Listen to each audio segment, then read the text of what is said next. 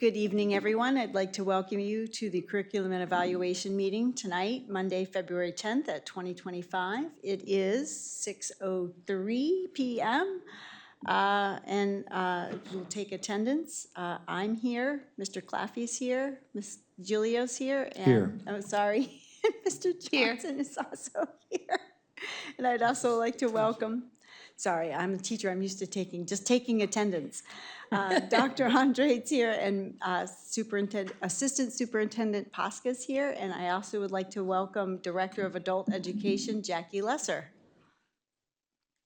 Yeah, so thank you. Tonight, we're going to highlight our the Nashua Community Adult Education program. We're fortunate to have Jackie with us tonight, but it is a program that it's I don't want to call it a unknown gem, but I think it's a program within the school system that doesn't get the recognition that it should. So we thought it was really beneficial to spend some time tonight just educating us, the board, the community on the wonderful benefits of this program. So I'm going to hand it over to Director Lesser. Thank you so much. I appreciate it. I'm Jackie Lesser. I'm the Director of Adult Ed. I've been very happy in this job. I absolutely love it. Our center went through several changes just before I started. As the director, to encourage enrollment, we switched to offering the program at both schools instead of all at North. So at this time, we do Mondays and Tuesdays at South and Wednesday and Thursday at North. These are all the programs that we cover. And everything else in between them.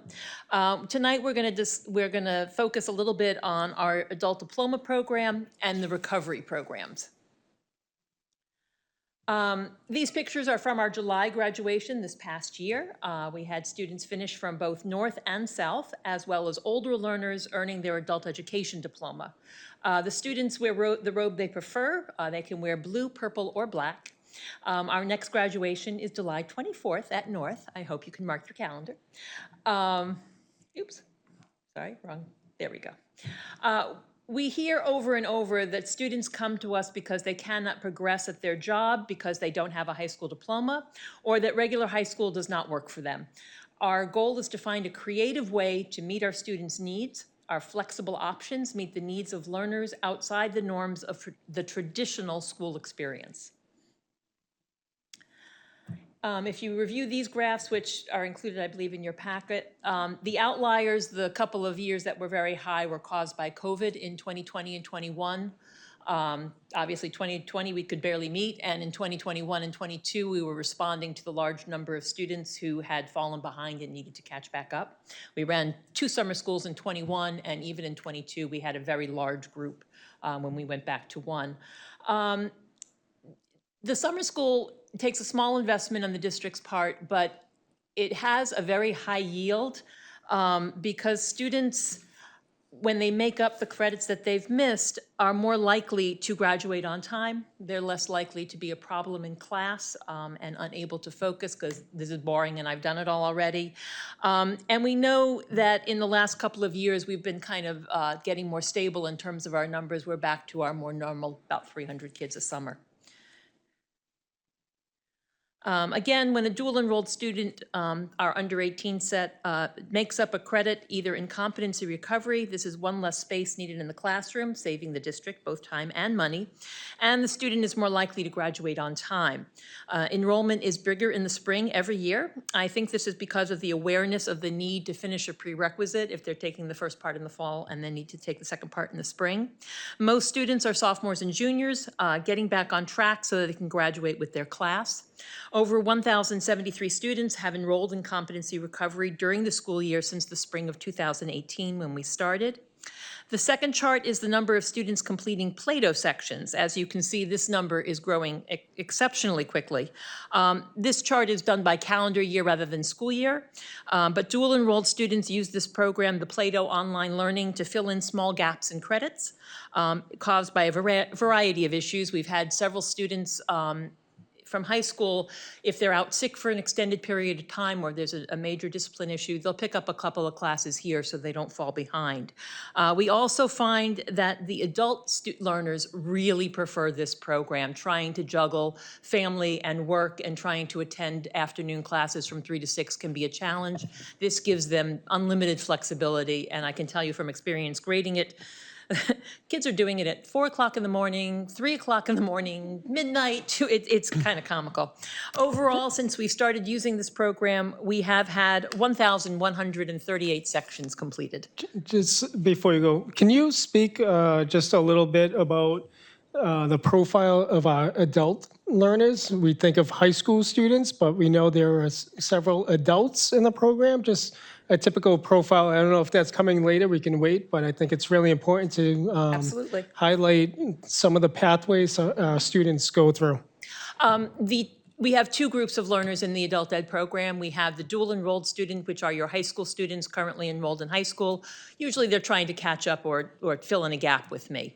Then there's a growing number of adult learners. These are students who are 19 and older who have finished their 4 years of high school but did not earn a diploma and are either coming back or continuing for a 5th year through me. They vary tremendously. I have my oldest graduate last year was 57. I have many 20-somethings who come back to us. What happens is they grow up. They didn't think a high school diploma was important when they were 18, and maybe it wasn't. But now they're getting into jobs, they want to move up at the jobs they're taking, or they've had children and they're embarrassed that they don't have a diploma, and they come back to us and we find a way to help them get to the end line. Frequently, they already have a fair number of credits and it's a semester or two. We have a growing number. This year I have seen a large number of students coming back with very low numbers of credits, like only earned 3 to 5 when they were actually in high school. And they come back in their 20s or 30s and they're much more serious. They plow through it as fast as they can. Some of them do it in a year. Sometimes it takes 2 years, but it does not decrease their joy of crossing that finish line and getting that diploma. Yeah, thank you for highlighting that. I think it's just really important to know, like, it's a community resource, right? So we have students, again, 19 to in their 30s and, 20s and 30s are my most common, yeah. And It's just amazing. the speaker from last year had a really touching story on her pathway. So I think it's just really important that we're just not talking, when we talk about the Nashua School District, it's just not for students 18, 19 years and younger. We are servicing some of the community that still needs to complete a high school diploma. And that's what we're coming to here. My Title IIs are the orange bar, the dual enrolled is the blue bar. And you can see that though enrollment sort of seemed to drop off a little bit after COVID, because I think a lot of the students caught up their credits in the summer, we have again started to increase quite significantly. To give you an idea, normal enrollment in our fall season or spring semester in-person classes runs about 115 to 130. For this semester, I have over 200 students.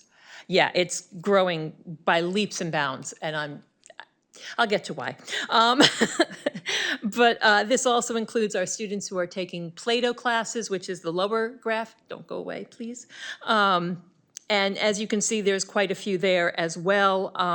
Again, every student who gets a high school diploma, whether it's between 16 and 18 or 18 and 65, it helps our community. We know for a fact that people who have a high school diploma are less likely to be unemployed when the economy takes a downturn.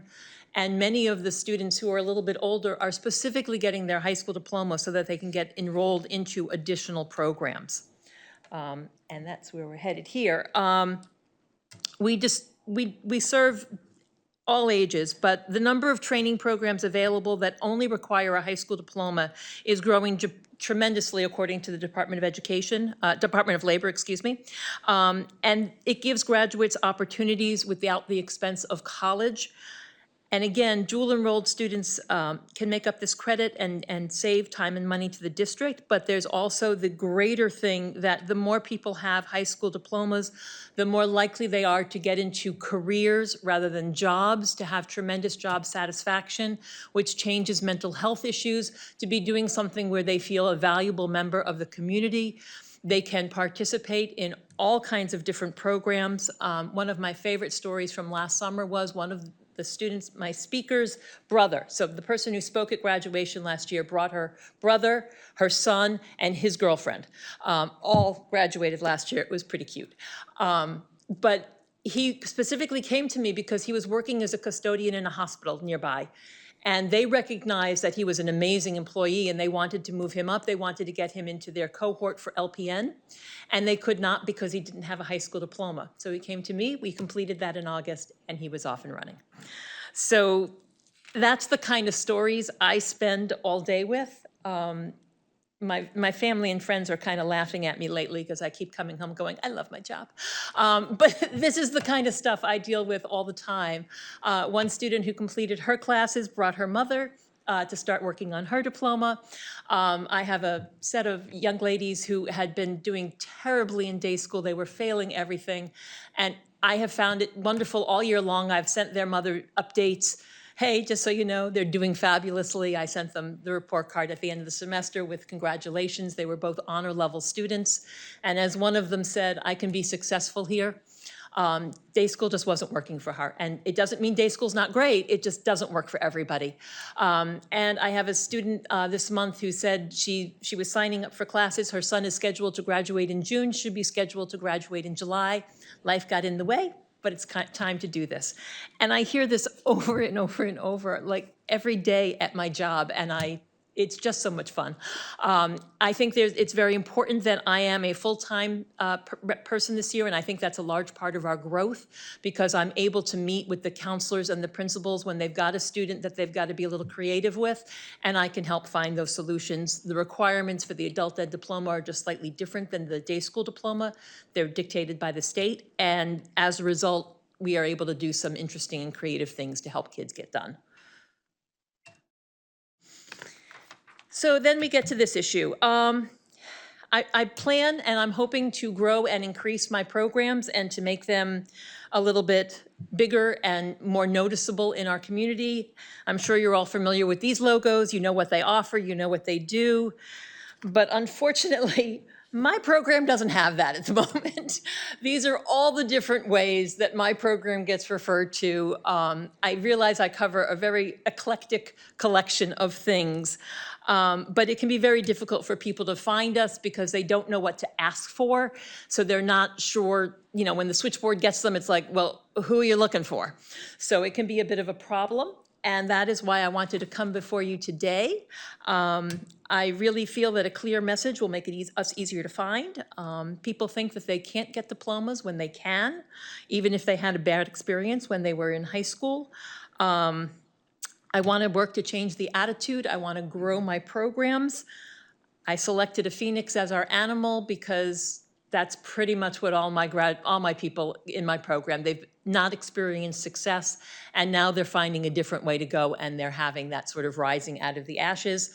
We picked a red and black color theme just to be different from the other high schools, and I want to really start using NCL, Nashua Center for Lifelong Learning, as the identifiable program involved to make it easier for people to find us.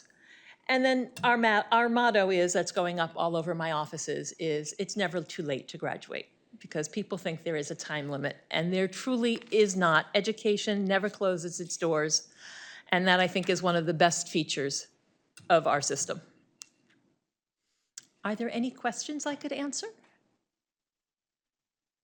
Yes, ma'am. Is that the logo? Yes, it is. We got a few, I bought a few shirts. Got to start hanging it places. Yes, I will get it onto my business cards later this year. We've got a little bit of logo gear that teachers bought who wanted it, myself included, and I'm hoping to get it. It's on our letterhead at this point. We're hoping to just make it more recognizable. Can you just, you mentioned that it's more competency-based. Can you explain a little difference between the high school graduation requirements and NCLLs. They're just slightly different. They're dictated by the state, so it's 4 Englishes. Students have to have 2 maths, and it does not have to include Algebra 1, Part 2. A social studies, US history, civics, econ, the 2 sciences, and then the rest in electives. We don't have to do health or gym either. So there's a group of students who just won't go to gym class. We can fix that. It would be a disservice to our community to stop students from getting diplomas for these things. So it removes some of the stumbling blocks that stop students from going forward in their diplomas. Our program is competency-based. All of our classes are on the smaller side. This year, a little bigger than I'm used to, but we generally run somewhere between 8 and 15 students per class. We've got a few this semester at 16. But my teachers are all very experienced at working with students who struggle to learn and who think they can't learn, which is the majority of my students are sort of in that basket that they feel that somehow there's something wrong with them. They can't be successful in day school. And they're very good at motivating them and getting them to work, and it's really exciting to watch. I'm going to be the one asking you all the questions That's okay. tonight because I want to get the information out there. So how many, so the difference between competency-based, right? So just what's a typical, I say typical in kind of air quotes, right? A typical semester for students who's looking for 1 credit, how much seat time is required? You talked about competency. So again, I think for anybody listening outside and they're interested in the program, so hopefully they're. The in-person classes, all of our classes are competency-based, just like the entire school district. We feel that makes it more successful for students and easier to manage. Our in-person classes run for 3 hours, 1 day a week for 15 weeks, and we do 2 semesters. The Plato classes, we have a couple of support sessions, but when they're on a Plato class, it's really kind of interesting because they take a pretest. And what I find is the student who's like failed economics 3 times actually knows a lot of the information, so they take the pretest. It tells them which sections you already know and don't have to study anymore. They just fill in the gaps, and then they're ready to go on to the next class. How long a class takes to complete online varies tremendously. I have had students complete a class in a week. I've had students take a year. It's entirely up to them as to how much time and effort they want to put into it, and that would dictate how quickly it goes. They have to get a grade of 70% or higher to earn the credit. Again, following district policy on grading of 70 and higher, C minuses. Yes, ma'am. There. Are the teachers who are teaching from 3 to 6 some of the teachers who are teaching at the high schools during the day? Almost 100%. Okay, yeah, good. Yes, most of them are district teachers, making a little bit of extra money. Most of them are very experienced and have been doing this for a very long time. They do it because they really, truly love it. It's very different when you're working in the afternoon and everybody who's in your classroom wants to be there. Yeah, thank you. Johnson. Yes, Mr. Johnson. Is there a social media presence for the? That's one of the things I'm working on with Cam. I have met with him, and Okay. that's where we got hooked into his last e-news that went out, had my newsletter in it. I will be writing a new one and adding that to his as a regular piece of his. And then we will try and be posting various accomplishments through the school websites Great, thank you. and social media, yeah. I think as Ms. Lesser pointed out, I think one of the big benefits of this program is the flexibility in trying to provide different pathways. And, you know, I have the opportunity to meet regularly with Ms. Lesser, and one of the things that we constantly talk about is how this program is providing hope. You know, I think a lot of times and what you hear from some of the stories and those stories that Ms. Lesser's, what feeds her passion going forward is that they think there's an obstacles that can't be overcome. And then, you know, just getting those students across the threshold to have the next conversation is so important, because that's when Ms. Lesser and the teaching staff can kind of demonstrate that there is a way to get to the end of the road. And having those conversations is great. And again, as we've all talked about, those celebrations at graduation are tremendously real and emotional.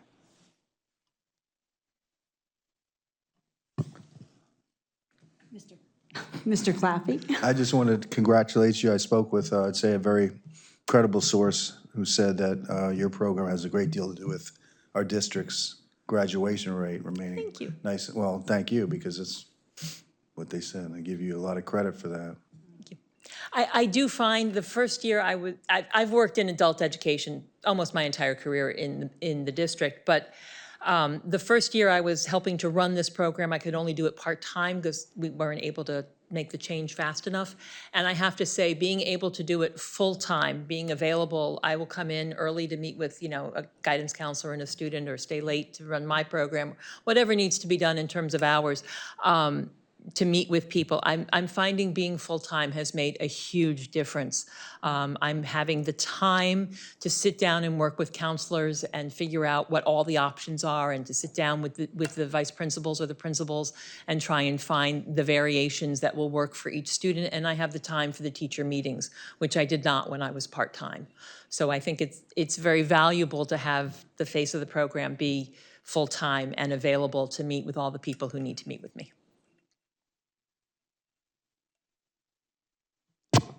Ms. Gilio? I'm just happy that you came to do this presentation tonight, because having gone to the graduations, yes, they're very heartwarming.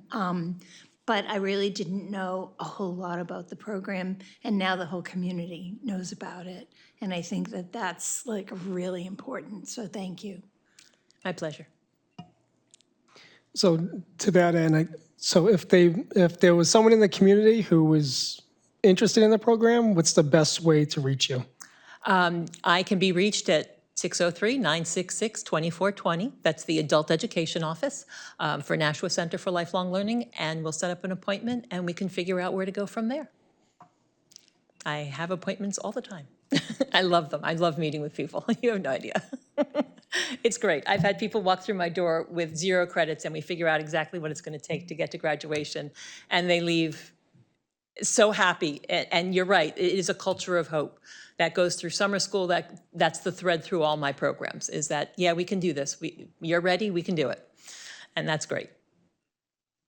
My last comment is just, I think this is just another example when we say gateway to opportunity. This is how we actually create gateways to opportunities for every single student. So thank you, Jackie. My pleasure. Thank you very much for coming. That was very enlightening. My pleasure. Looking for a motion? To adjourn? Yes, motion to adjourn. So moved. Second. And I guess we're adjourned at, vote. we have to vote, sorry. Let's vote. All in favor? All in favor, say aye. Aye. We are adjourned at 6:25.